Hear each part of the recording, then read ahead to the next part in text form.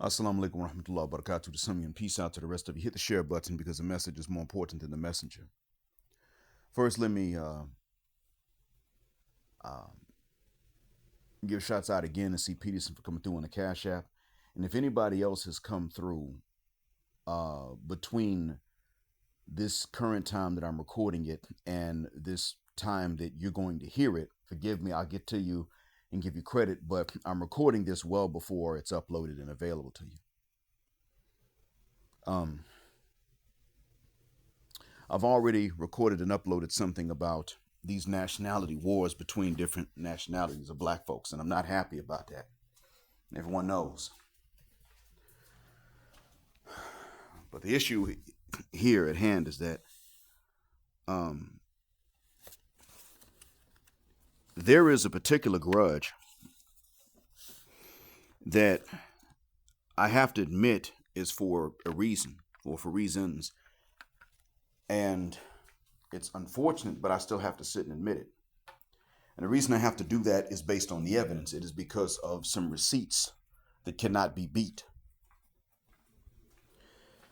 Pink Book Lessons covered something in this nationality fight that we have going on. Pink Book Lessons talked about how it is that Ghana is now sick and tired of Nigerians and ready to deport them. The receipts she brought were two. One,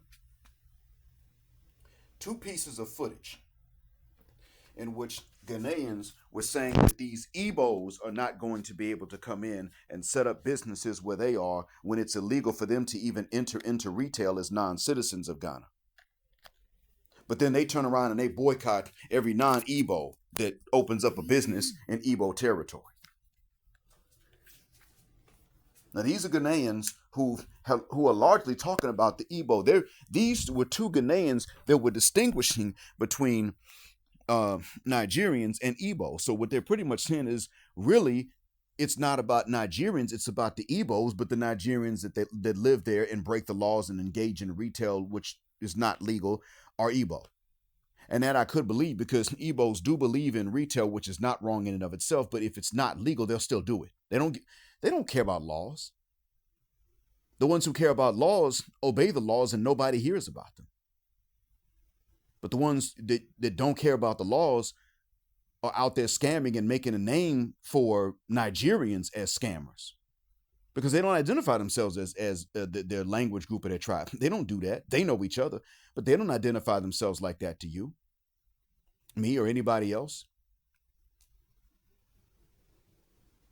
The other receipt that she brought were two Nigerians themselves, both of them Southerners, I could tell by the way they spoke, castigating other Nigerians for ucking up the reputation of Nigeria abroad. One said, I understand the South Africans don't understand us, but for Ghanaians to turn on us like this means we're doing something wrong. At this point, this is not other people, this is us. And another Nigerian said the same damn thing. Said, yeah, all these nationalities are beginning to kick us out and don't want us in their countries. What the hell are we doing wrong? Because it's all of them. I don't have a leg to stand on to defend the Southern Nigerians. I can defend the Northerners. And they are unfortunate collateral damage in this. And I'm not happy about that. I'm pissed off that Northerners who have nothing to do with the scamming going on in the South have to suffer because of, and even other Southerners for that matter, have to suffer. I really feel bad for the Edo people because the Edo, they're not Igbo, they're Edo. But not only are the names of the tribe similar, but they also don't live very far away from the Igbo. Their traditional lands are not terribly far from the Igbo lands, and therefore they could easily be mistaken as an Igbo and therefore a scammer and a troublemaker and a lawbreaker. When the fact is not even every Igbo is a scamming, troublemaking lawbreaker. If you're Igbo and you don't do these things, you get a bad reputation, much like the Egyptians that are honest. You know, Egyptians are considered to be the Igbo Nigerians of the Arab world. Nobody trusts them. It's not the southern Egyptians that are seen to be as problematic, but they don't have the numbers anyway. Most of them are coming from Cairo and Alexandria. That's where the major population centers are in Egypt. And guess what else? Oh, it gets worse than that. So you know what?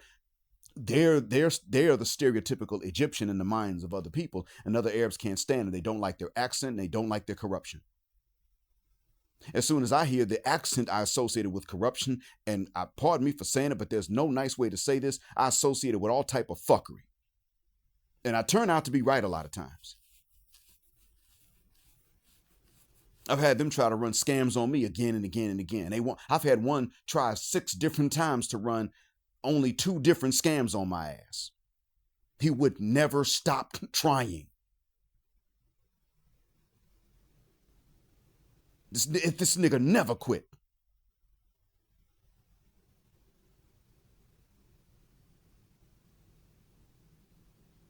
So I understand the bias that they go through and how the honest Egyptians have had to suffer because of not only the reputation that they have just for being Egyptian, but the mistreatment they get from Egyptians that weren't like them.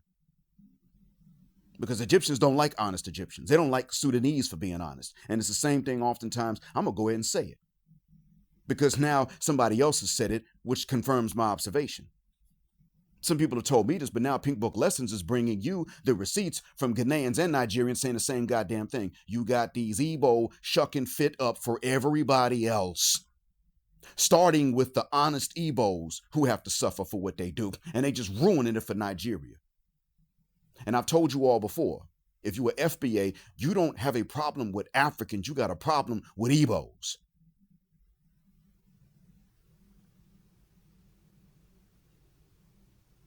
They're closely related to us, to be honest with you, but they're also the major shit talkers. They have a serious sense of exceptionalism within their own country, for that matter. So what you think they're going to feel like when they go out of their country? And they act like it, and that's why other groups look at them and say, them damn Nigerians, get rid of them. And that's what happened here in Ghana. Not here where I am, but over there in Ghana where Pink Book Lessons was showing. Now they're tired of them. They want the Nigerians out. The Bangkok police already know to look for Igbo names. The Bangkok police have long been aware that you don't look for Nigerians and follow them and put surveillance on them. You look specifically for Igbo names. That means that Bangkok police learn what names come from the Igbo language, and they follow those folks and do surveillance, and that's how they catch criminals. They're not after Adegul, the Yoruba.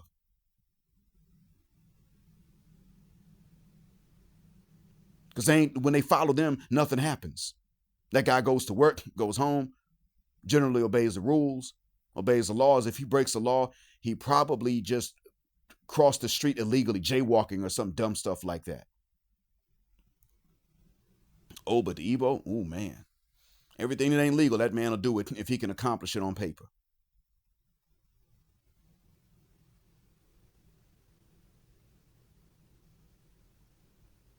He will steal someone's identity, sign over the power of attorney to himself, and then turn around and do stuff that's not legal for him to do.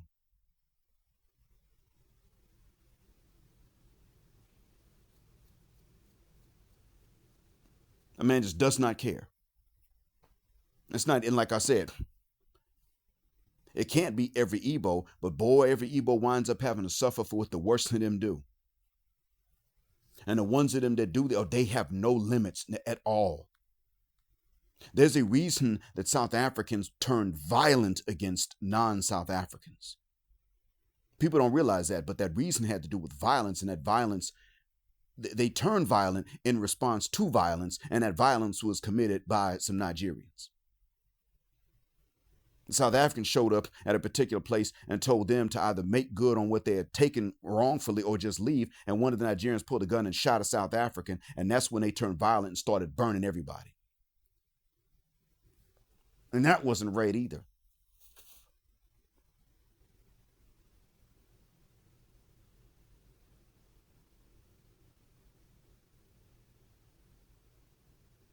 But now we had the receipts.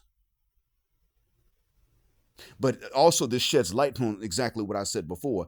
We don't need to be having these nationality fights with each other when the fact is that it is pretty much one language group. that is by no means a majority in West Africa, let alone in the continent, that really gave outside divisive agents a handle from within to be more divisive. That's really what it is.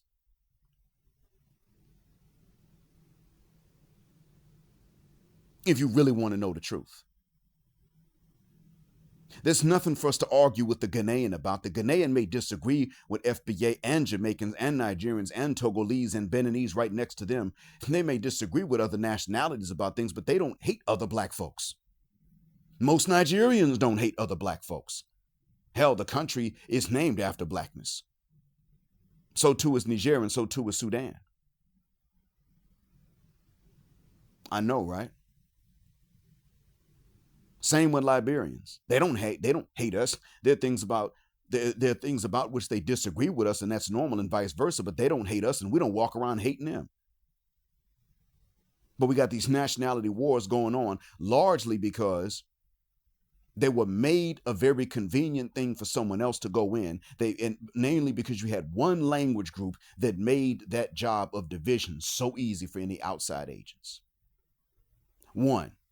Not a nationality even, just one language group within that nationality. Talking all kinds of cuss word.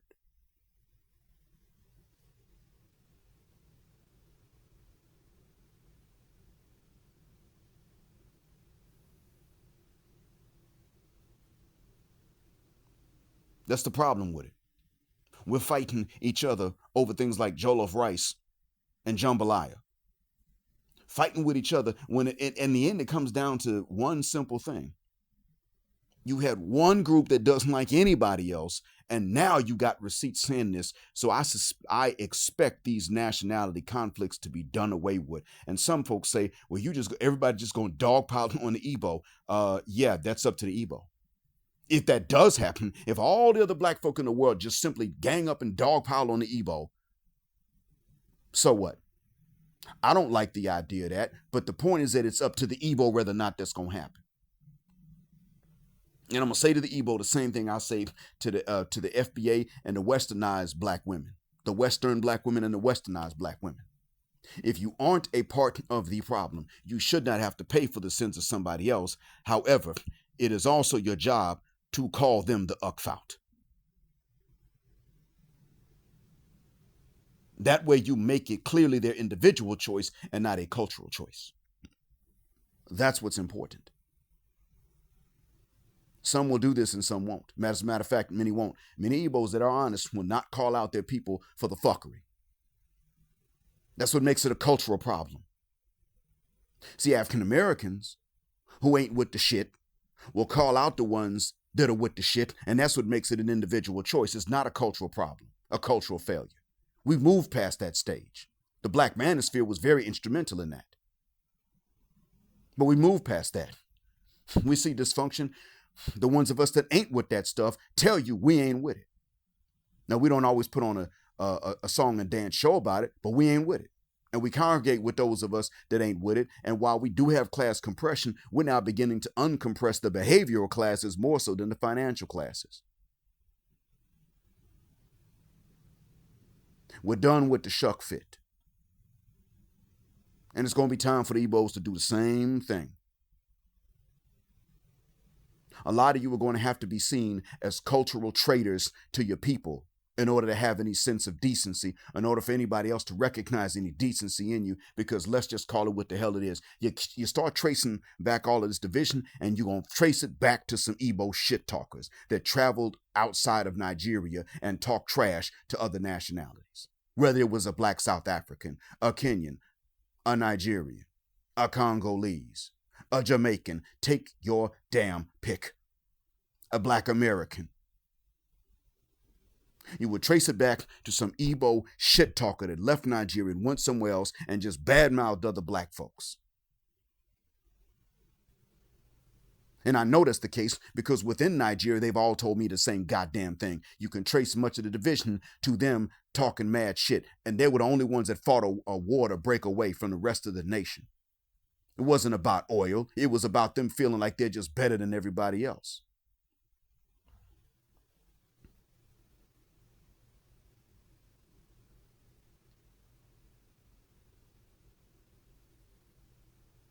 And here, black folks are now fighting nationality wars. Time to stop that mess. It's overdue past time to stop that. I suspect that now we'll put down the ammunition.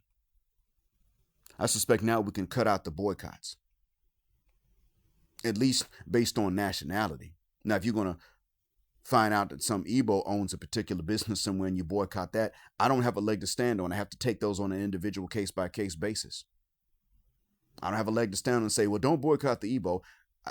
Until I know what this person's like, I can't sit up and defend them because of the reputation and because of stuff about which they brag.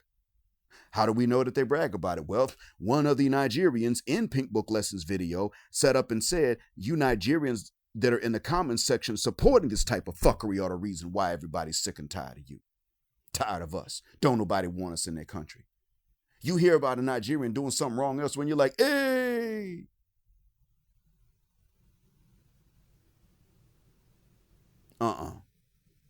We don't do that.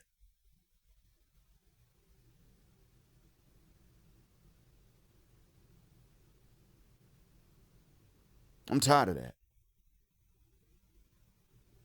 I myself am really sick and tired of seeing this type of behavior coming out of some of us. But then because we black folks as a whole, different nationalities, really hate nuance, we turn it into nationality wars, and every nationality is fighting every other nationality.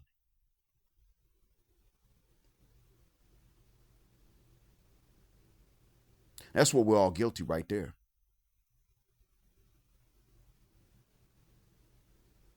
One group is guilty of starting this shit, and the rest of us are guilty of easily falling into it. Because we don't like nuance. We don't like to actually use our brains for stuff. We will do it, but we don't like to.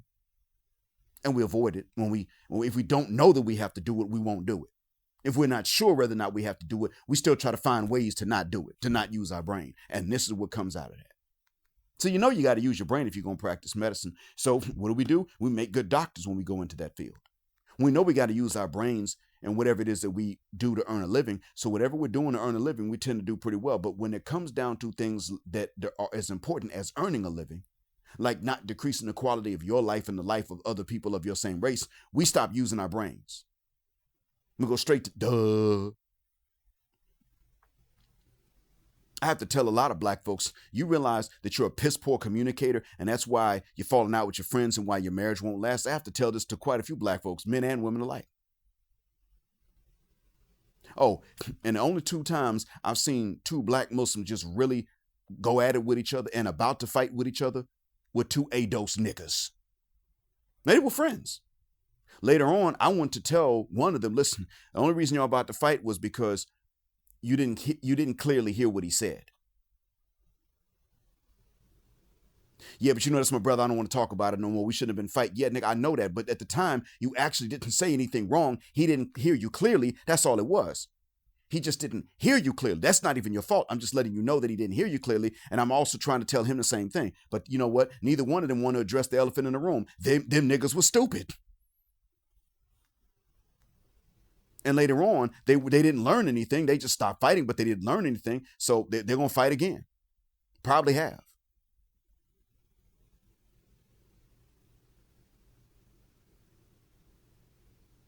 Because they didn't want to use the brain.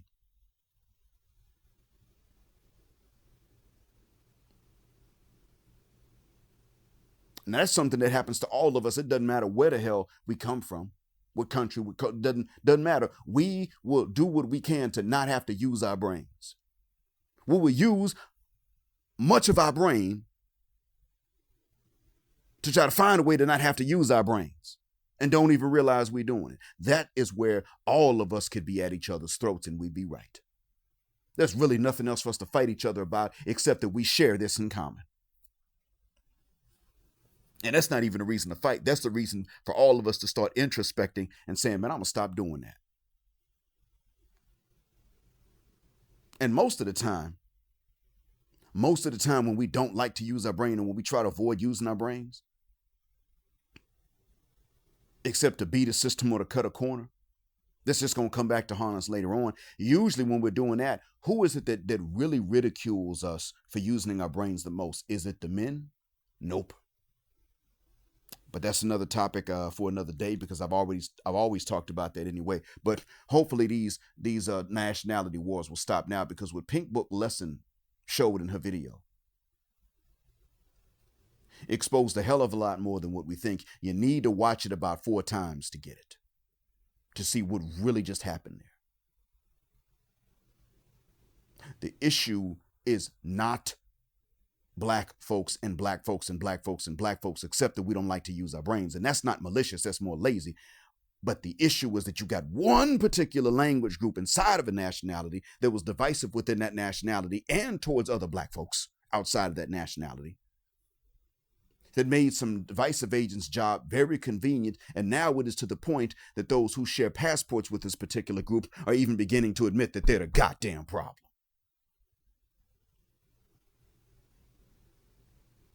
Even when others from outside the nationality are willing to point to the particular language group and say that's what a real problem is. But we're going to expel the passport, which means it's going to be more than just them. That's what happened, but you got to watch it about 4 times to see it. I hope this helps clear up a lot of things. And Pink Book Lessons, thanks for that video. You did very little talking in this one, and you let them talk, and that was very powerful, Pink Book Lessons. Thank you from the bottom of my black heart and from the depths of my black mind for showing these details. And to the 2 Nigerians that went on there and said, you know what, at some point we're going to start looking and saying, what the F are we doing wrong? Thank you too as well. And I hope you two never have to pay for the sins that somebody else has committed.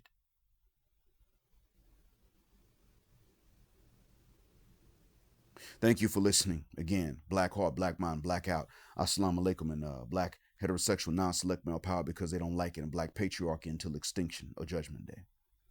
Thank you for flying with us again here on Jet Black Air, where the phrase jet black is also a verb. Keep jetting black with us until the wings and the wheels fall off. Gender, justice, forever.